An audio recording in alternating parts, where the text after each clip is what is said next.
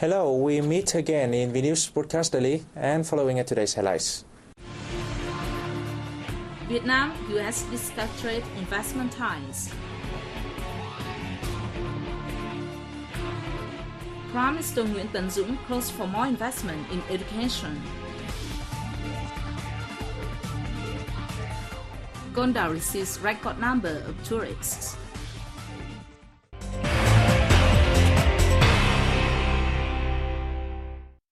President Truyền has urged the United States government to recognize Vietnam as a market economy while receiving United States Trade Representative Ronan Keat in Hanoi.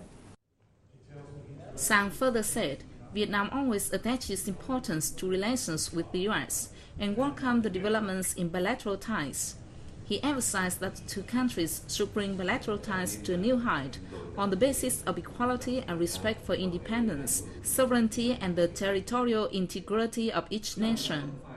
Sang spoke highly of the role of the Office of the U.S. Trade Representative in consolidating relations between the two countries, particularly in the fields of economics, trade, and investment. He called for American businesses to boost investment in Vietnam. The U.S. Trade Representative said cooperation in economics, trade, and investment was among the main components in the Asia-Pacific policy of U.S. President Barack Obama.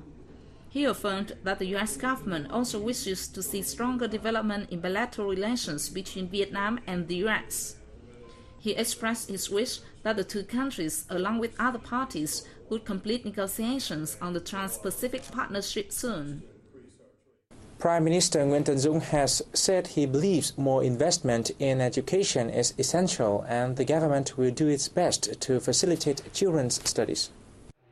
The government leader made the statement at the start of the 2012-2013 academic year at Lê Hồng Phong School for Gifted Students in Ho Chi Minh City on September 4th. He said the party and state always consider education and training a top national policy in its sustainable development strategy and a decisive factor in ensuring the success of the national industrialization and modernization. Dũng underlined that this is the second year under the resolution of the 11th National Party Congress to develop education during the 2011-2020 period. Putting together a labor force of top-quality trained workers and focusing on renovating the nation's education system are a strategic breakthrough in national development, he said. He asked the education sector to upgrade its curricula and teaching and learning methodologies, raise the efficiency of management in education, and invest more in building educational facilities. Thanks to a great effort made by the whole nation, Vietnam achieved universal primary education in 2000 and junior secondary school education in 2010. It is currently attempting to ensure a place at nursery school for every child under the age of 5. Visiting Vietnamese Deputy Prime Minister Nguyễn Thiện Nhân held talks with his Bulgarian counterpart Simeon Dankov in Sofia on September 3rd. During the talks, Nhân said economic cooperation between Vietnam and Bulgaria remains modest and is yet to match the two countries' potential and aspirations. Nhân affirmed that Vietnam will consider in a positive and serious manner the Bulgarian government and president's proposal on a new bilateral cooperation model based on the export of Vietnam's semi-processed goods to Bulgaria. Diankov, who is also Minister of Finance, expressed his belief that bilateral economic ties between Vietnam and Bulgaria will continue to develop in the future as major Bulgarian businesses are very interested in the market in Vietnam. He agreed on proposals on educational, cultural, and artistic cooperation between the two countries' ministries and agencies to be implemented in the coming time, adding that he will visit Vietnam next month to concretize these potentials.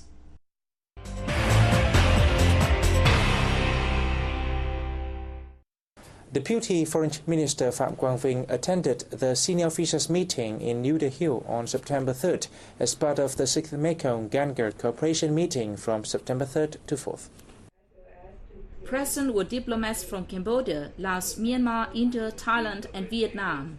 They review existing cooperation between Mekong-Ganga cooperation countries and the outcomes of decisions made at the previous meeting, as well as discuss future plans to improve cooperative mechanisms so as to advance regional cooperation.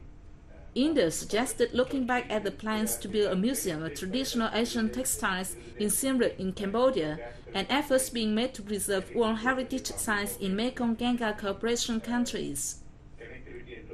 Later, they debated the construction of a highway to connect India with Myanmar and Thailand and the awarding of 50 scholarships from the Indian Council for Cultural Relations. Also considered was the formation of a working party to conduct health research and another to focus on increased cooperation between small and medium-sized enterprises. First established on November 10, 2000 in Vientiane, Laos, the Mekong-Ganga Cooperation aims to set out a vision for cooperation between India and the 5 Mekong countries of Cambodia, Laos, Myanmar, Thailand, and Vietnam. A high-ranking delegation from the Lao province of Champasak, led by Mayor Sonsay Sifadont, paid a working visit to the Central Highlands province of Dak Lak on September 3rd. Over the past years, the two provinces' bilateral relationship has been further strengthened. They have signed cooperation agreements on socio-economic and cultural development, as well as foster ties in investment, trade, tourism, education, and health. Dak Lak will continue to speed up investment promotion and encourage local businesses to invest in Laos in the fields of agriculture, forestry, agroforestry, processing industry, mining, and tourism. It also hopes for more investment from the Lao province in the fields of hydroelectricity, transportation, tourism, and rubber plantation. Also at the meeting, on behalf of Lao President, the Mayor presented orders and medals for organizations and individuals of Dak Lak Province who have made outstanding contributions to consolidating and developing the Vietnam-Laos special relations.